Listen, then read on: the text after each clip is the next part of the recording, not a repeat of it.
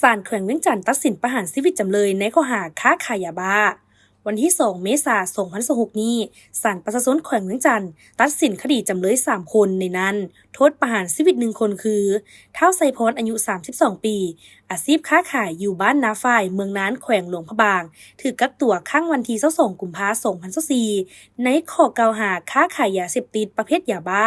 ศาลประชาชนแขวงเวียงจันทน์ตัดสินลงโทษตัดอิสรภาพจำเลยประหารชีวิตเท่าเก่าหยุยเฮาอายุ26ปี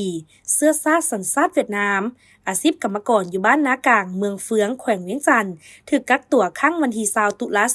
2024ในข้อหามียาบ้าไว้ในครอบครองจำนวน100เม็ดศาลประชาชนแขวงเวียงจันทน์ตัดสินลงโทษตัดอิสรภาพจำคุกจำเลย5ปีและปรับใหม่10ล้านกีบท้าวหัวทรงอายุ44ปีเฮ็ดนาอยู่บ้านหนองหลวงเมืองหินหืบแขวงเวียงจันทน์ถูกกักตัวในข้างวันที่5พฤษภาคม2025ในข้อกล่าวหาค้าขายยาเสพติดจำนวน